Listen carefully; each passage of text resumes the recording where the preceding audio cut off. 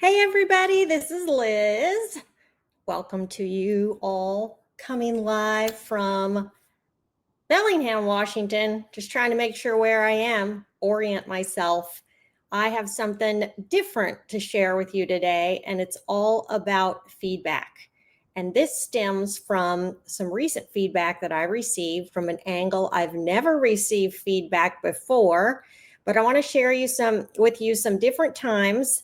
There are different times and seasons in your business and in your life where you're experiencing things and somebody gives you feedback and it might not be what you expect, but are you good at feedback? So receiving feedback sometimes, a lot of times is difficult. Some of us love feedback because we're right in the middle of something. We don't feel very good at it maybe. And we are asking everybody around us for their feedback, some kind of team activity, something like that, where we are like right in the middle of it. We need people's feedback. We are in crunch time and you need one another. And that is a little bit different than some of the other kinds that we would be doing something totally responsible for it ourselves. And then someone gives us feedback and we don't take it well. I want to give you a few scenarios that are all different of kinds of feedback and how people responded to it.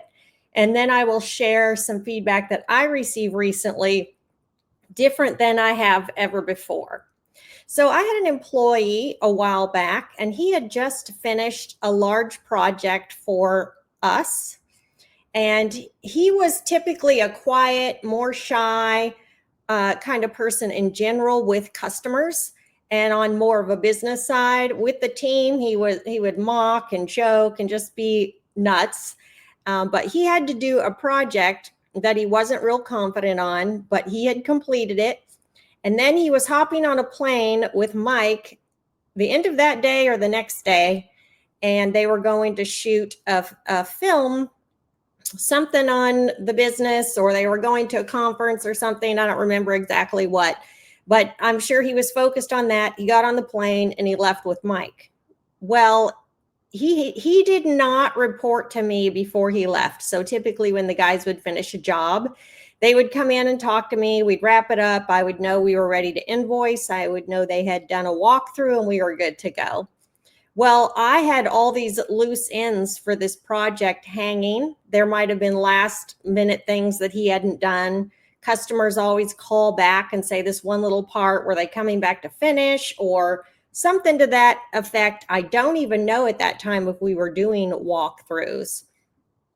A lot of times, if they don't finish the job, also they're putting on their job notes that they took 5 yards of the 20 so that the crew the next day can just look at their notes and take the next amount of yards and finish the job. So it should be always that somebody could just take over for you and be able to do the job right after you if all the systems are followed and everything is going smoothly. So he hops on the plane. He's on the plane, so I can't communicate with him. And I was so annoyed with him and so irritated because I couldn't help the customers. I couldn't respond to them. And I couldn't help the rest of the team that had wrapped up that job. He was the project manager, and I was supposed to get a report from him.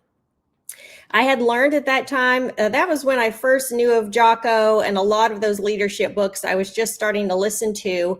And I had just learned about a portion of leadership, and it talked about leaders have to talk. And it doesn't matter whether you really want to or not.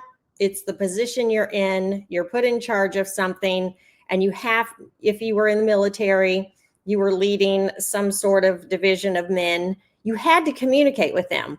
There was no way you were going to go on a mission and everybody's doing their own thing. If you were in charge, you had to communicate with your people. And so when he got back, I had to talk to him on the phone because I had to wrap up this job. So we talked on the phone, and I told him, like, you just left me in a total lurch. And the feedback I gave him was, I know it's not comfortable. I know you don't like it. But when you take on a job like this, you're the project manager, you get paid more per hour for running it. There comes a responsibility with that. And I need you to communicate. So it was a little bit of a hard conversation, but after that, he did really well always with communicating at the end of a job. So that was the feedback that I gave to him, and it was well received, and it was a different kind of feedback than some of the rest that I'm going to share with you. We had another employee who I had interviewed a few times. He had a really rough childhood, and his family had smuggled him over here when he was 3. And his dad was loud, abusive, and he was a drunk. So he would have these experiences of his dad yelling at him. And a lot of times we live in that environment and we become the same. So he had a girlfriend here, and he would talk to her and she would tell him, "You're yelling at me." But because he had listened to that his whole life, he didn't think he was yelling. He thought he was just having a casual conversation. Well, in all the conversations that he and I had together, he would express that he didn't want to be like his dad. His dad abandoned the family. He was not good with them. He drank all the time. And it ended up that this young man had to support his mom and his sisters until they could all get on their feet over in this country to manage. Their father brought them all over here, lived here for a while, and then left. And so they were abandoned by him, but through their childhood, he had mistreated them and all this. So he didn't want to be like his dad. He wanted to break the cycle in his family. Well, when I hire somebody, I always suggest that they listen to Extreme Owner first. Yeah. So he would listen to Supreme Ownership. He would listen to Extreme Ownership and some of the other ones, Leadership Strategies and Tactics, Dichotomy of Leadership, and other ones. And he got along with the team incredible. He was cheerful, worked hard. The team loved him. And so he would talk to me about if I could put a plan together with him, that in those moments when his girlfriend gave him feedback and told him he was being like that, how could he respond and how could he be different? So to break the cycle of the way his family had lived, we put together a strategic plan of what he could do and how he could change, what he could listen to, and the people he could start emulating around him to break the cycle of his family and to not be like his dad and to be a better boyfriend, husband, father. That was the plan. So I interviewed him I think it was like 3 times. And he told me that, again, that his girlfriend kept saying that he was yelling and he really didn't think so. So he would tell me that they would have these fights. And there were several times that it would be like 11 o'clock and he would text me that he had just woke up or he wasn't feeling good, or he'd have some kind of excuse. And so this happened several times, and I was sure that he was drinking. So what was happening is he was drinking till he fell asleep. So then he wouldn't wake up till like 11 o'clock and he would realize he was supposed to have been to work. So obviously this is a problem. And so we were working with him on that. Typically I would have just fired somebody, but I knew the person he was trying to be, and we would talk through that and he would try again. He was always appreciative that I gave him another chance.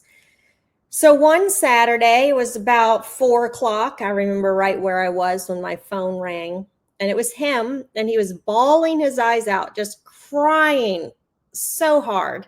I'm like, hey, tell me what's going on. Well, he and his girlfriend had had a fight, and he had been yelling at her, and she thought he was yelling at her, but he didn't think so. Well, they got in this fight, and he left home and he went to his mom's which was like the next city over from us. And when he came back, she had hung herself in the closet. Now we know there's never one final reason somebody makes the decision to do that, but sometimes there's catalysts that push people to the edge. And I'm not sure what he said to her in that fight, but it was obviously the straw that broke the camel's back. And he was, of course, devastated, taking blame. And of course, I explained to him that it's never one thing that somebody does take their life, but he was a huge part of that because of the fact that he hadn't made the changes that he needed to. he had had a long day at work. He had come home. They had had the fight. I don't remember for sure, that he was drinking. And so once he went through the funeral and all that horrible situation, he tried to come back to work and tried to function. And he would just cry and he would tell me, I know that it's because I didn't follow our plan. And I know that if I had followed the plan, things would have been different. And so the feedback I gave him, like, what do you do at this point? You start where you were and you try to put the pieces back together and continue to follow the plan and become a man of character, that somebody would respect you.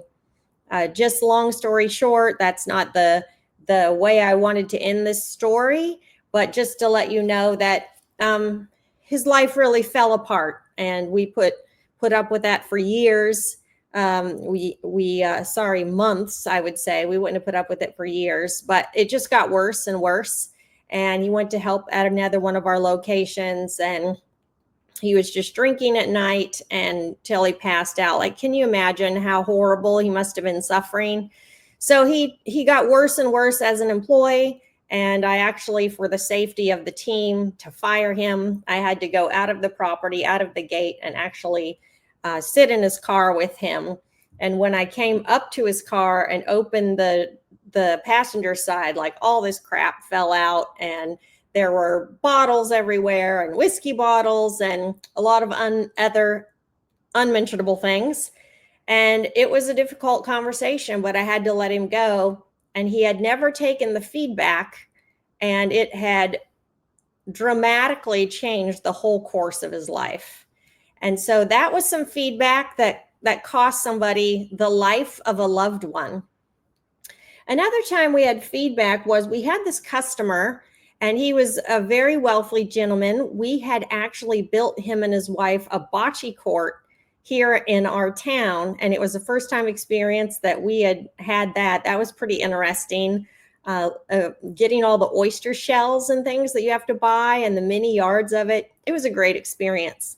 But we did several jobs for them over time, and we thought it was a lot of money, and it was. The credit card charges, the fees that we were charged. And of course, on those large invoices, $30,000, we're talking a lot of fees. And so we would take that fee and we would add it to the end of these bills, and it would say credit card fee, and it would be a large amount. And we thought we had to do that because, duh, this bill is so high.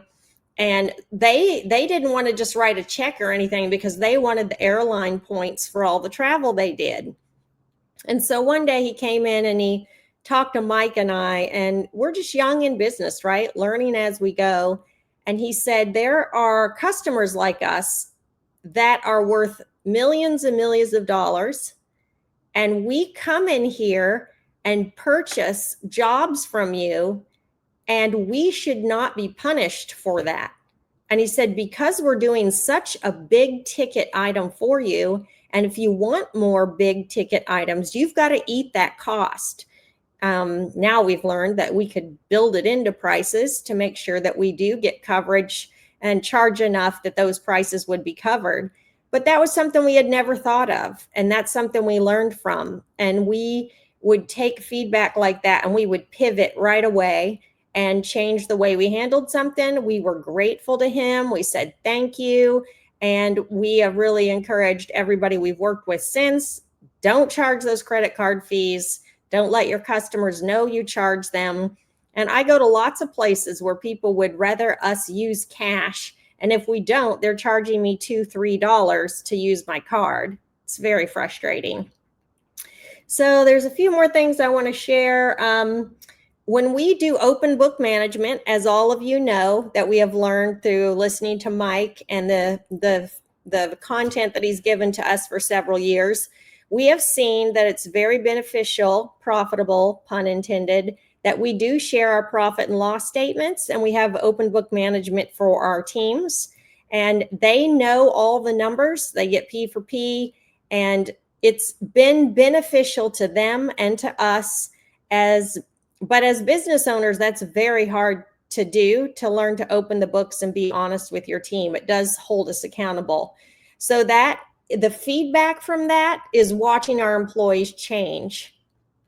But about that, with my employees all through time, from what I've learned and what I've implemented throughout the last 10 years, is that the more your employees know about something, the better job they can do for you.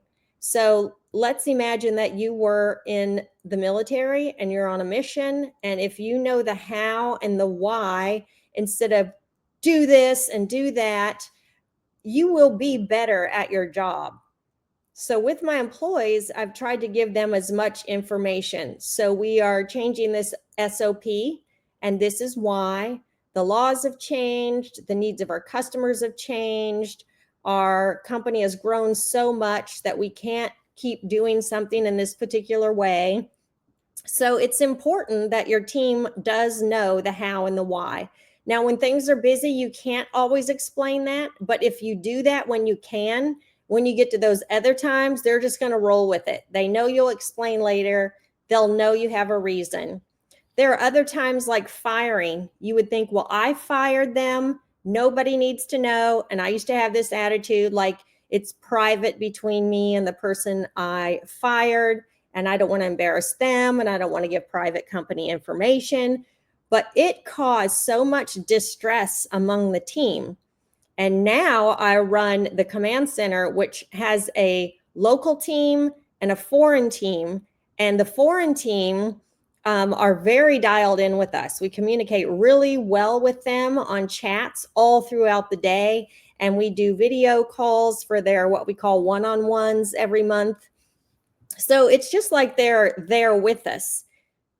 The challenge is when you have difficult conversations, they're not looking at you. They're not feeling the inflection in your voice and atmosphere that you're creating. So I've learned that when I fire somebody, I can't just be quiet about it.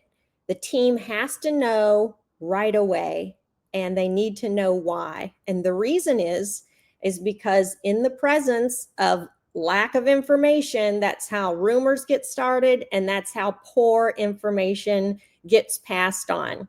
So from feedback from my team, I have known that I need to do that. So let's say that one of my team is not managing their time well.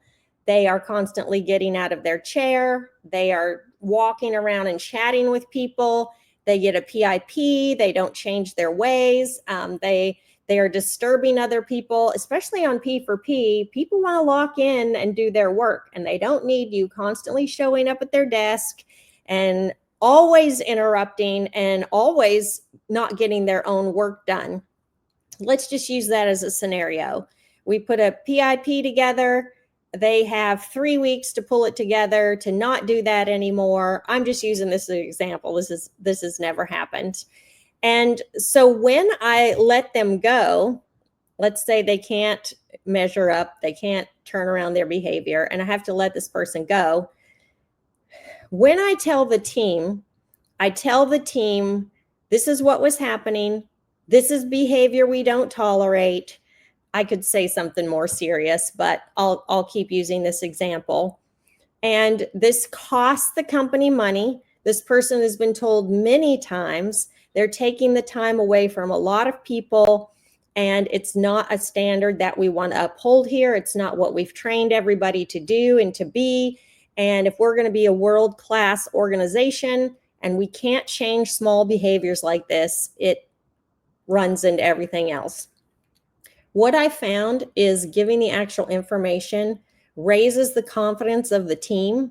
They have more respect for you. They have more respect for what's going on. If you don't tell them, they automatically think that they're in trouble always, and that they're going to be the next person that fires. So I'll fire somebody sometime, and I'll be hearing this was before I did it immediately. I'll hear these murmurings among people. Well, now I'm worried about my job, and I'm worried I'm going to get fired, and I don't know what that person did. And so now when I give a reason, I say, ask yourself, do I do that? And if the answer is no, I don't do that, then you don't have to worry about your job. If you do that, then stop, change your ways so it doesn't happen with you. So as I get feedback from the team, I have pivoted and changed, and also am very careful how I give feedback to other people, to employees, to respect them and to have a good conversation with them when I give them feedback. So it's very important when you fire somebody to do that. So I want to just share the feedback that I recently got that I have never had in my life. So I am the kind of person who pours myself into everything, who gives the very best that I can, who does the very best that I can, knowing that many times it's not going to be enough. And that's why I have to keep pushing and learning and growing and listening to podcasts and books and feedback from other people to get better. And I've typically been good about that. However, we all have some ego and some pride, and it really hurts sometimes when people give feedback when we're doing our very best. But this was the kind of feedback I've never heard before. So my personality, the person of like the character that I have, is to never talk about what I do as in my position, right? So I just get stuff done. That's my job. I block for people, I help people, I inspire my team, I train and help my team, and I don't tell the behind the scenes of what I've done to support them. So if I have a list to do, I'm going to bang that stuff out. When people need me, I am then going to help them and help them. And I've been learning to delegate, which I've gotten really good at that now, finally. And so when I delegate to people, I hand it off to them, give them the thing, and then let them go for it. That was feedback I got in the past, that I needed to pass things off so that I could take other positions in the company. Well, now I'm in a place where what I do is visual to my entire team, to the media team, to the co-pilot team, to my people at Command Center, and to our franchisees. It's an interesting relationship because the franchisee is our customer. And they're also in a position where they, as customers, not typical customers, they want to know how the structure of things are and what's happening behind the scenes. And I have never been the kind of person to say, today we're doing this, this, and this. Today I did this, this, and this for you. And I just want you to know that I'm doing all this for you, but I'm not that way. So what was happening is, and has been happening, and I'm trying to change, is that I would be working so hard on the background, but people don't know. And so they have their feelings and they feel like you're not hearing them. You're not taking the feedback. They feel like you're blowing them off. And I would have feedback forms come from the franchisees, and I would immediately take care of it. But they never knew. I didn't come back like I should be and saying, we did this, this, and this. We implemented this. We helped our people in our departments. We did some retraining, and this is how we're going to do going forward. Thank you for your feedback. I didn't do that. I just went and took care of it. And in my mind, oh, they're just going to see that things are different now. It's taken care of. But that was not the correct way. I needed to come back and give follow-up and talk about what I was doing. And so I was able to hear from some of the franchisees and hear from our regional manager and hear from our owner. And they were giving me the feedback that I don't take feedback well, because people were trying to give me feedback. And in my mind, it's like, oh, we took care of that. We took care of that. I blocked for you. I blocked for you. I did this for you. And I was frustrated. Like, my response to the feedback was, do you need a list of all that I do for you every day? Do the franchisees need like a diary of what I'm doing every day to help them? I have a team, an admin team of 8 people, and we meet and we go through all these departments that we have, and we break down what's going well, what's not going well, where we need to pivot, what we need to change, what the priorities are. And everybody leaves that meeting with a point of action. But I haven't been sharing that with the owners. So let's say a customer, which would be one of our franchisee owners, have used your services in the past.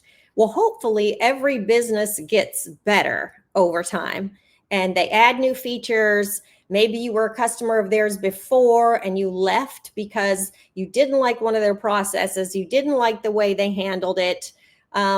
Here's an example. I went for coffee at one of our restaurants here. It's like a chain coffee place. And for years, like years, they're using the little pads where you would sign your name. They were little clipboards, and people would drive away with the clipboards all the time. And I would come to them and they'd be like, oh, I'm sorry, the last person took it, so I'm going to have you sign your receipt like this. And I would say, why can't you get the little handheld things to put people's cards in?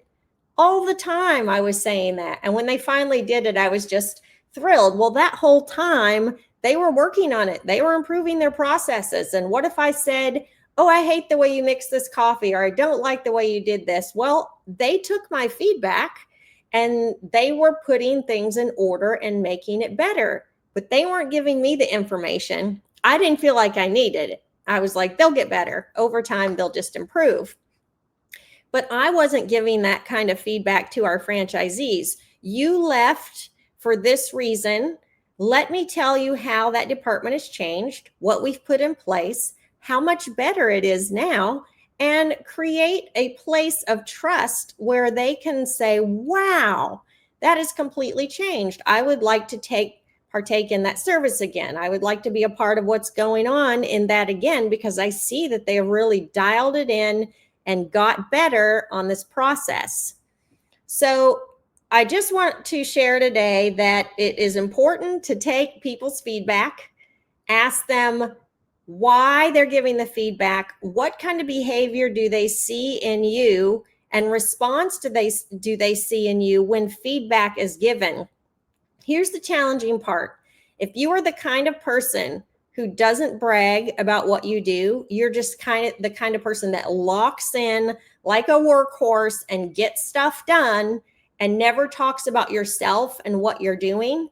We have a leadership team, and I block for them every day. I take things off their plate. I just take care of things that they never even know about. I'm just blocking for them and letting them do their thing. And so my frustration was, do you need a diary? Do you need a diary? Do I need to make a list of everything I've done for you today? And of course, it clears things up a little bit, but I did not take the feedback well because I was doing the best I could. And I was already completely overwhelmed with the pile of work I was doing. And the work was making everything better. And they didn't know that. And the owners didn't know that. And so what I'm personally working on now is to be more transparent about what I'm doing to improve things. I wasn't trying to be not transparent. I just didn't know that people would want to know what was going on behind the scenes. And in most businesses, you would say, let's say I went to Rite Aid. I don't know all they're doing on the back end to improve my service. I just know that the next time I came back, I'm like, oh, this is a great addition. I'm so glad they made this. When I am having let's say I have Copilot, or in the past we use Service Autopilot. So on Copilot, I'll go in there and I'll be like clicking around and I'm like, oh, that's cool. That's new. Wow, that sure just made what I was doing a lot easier. And you know that they are constantly trying to improve, and you just saw the improvement. Well, in my case, with owners, that's going to happen to them. And they are going to remember, though, the negative things that happened to them when they left. And they're not going to think, wow, there's hundreds, and add the customers to that, thousands of touches that my team does every day that are positive. And they don't see, though, the progress and what I'm constantly doing to make things better. So it's important when people give you feedback to thank them and then start putting things in place to be better. And it might not be instant. From the very moment I was given feedback, I talked to them. I spent a lot of time with my regional manager. I spent a lot of time with some of the franchisees to get their feedback, what they're feeling, whether it's true or not. That is what people are perceiving about you. So I have some changes to make. I've done a lot of deep work in my life, and you come to these places where it's super hard and you have to look in the mirror and you have to say, I have failed. I need to change. I need to start talking about myself more and what I do. Like, unbelievable. I would never think I had feedback like that in my life. And so it's a huge transition for me and a huge change. And no, I won't change overnight, but instantly right away, I was starting to implement things to do better and to change. And it's humbling to share this with you today, but I know we all have it. I know we as business owners, we get mad when we get feedback from our family. We get mad when we get feedback from our employees. And I remember getting so annoyed with them. Like, you have no idea what we're doing for you. Every day we try to make it smooth for you. I would bring them donuts. We had an outhouse. And so there was a water fountain further away. I would go, not a fountain, like a hose, and I would go to that and fill water canisters for them in the morning to take out in the heat of the day. I made them coffee in the morning, which wasn't easy with the outhouse and all of that. It wasn't like I went to a sink to make this happen. And they have no idea all that you do for them. But guess what? They don't have any idea. And it's just like our kids. They complain and they whine, and they don't have any idea the sacrifices we are making on the back end. I encourage you to share that with them. The feedback you're getting is negative, but if they knew the how and the why, and the people that you love, the people that you are with the most time, like that one employee of mine, I said, if she, who loves you more than anybody in the world, is giving you that kind of advice, she loves you, and she wouldn't be saying it unless it was true. And that person knows the most because they live with you. And God help us, half of us are not easy to live with. So I love you all. I hope this was a tiny bit helpful, that we need to be able to take feedback and give feedback, and there's a proper and a right way to do it. And those of us in leadership positions, sometimes we find ourselves in this dichotomy of service to others and this dichotomy of these different kinds of feedback that we're supposed to be taking, absorbing, and making changes from that. So together, let's all get better at what we're doing. And I hope that you with me can learn to take feedback and get better at everything that we do. And I love you all, and I hope you have an amazing week.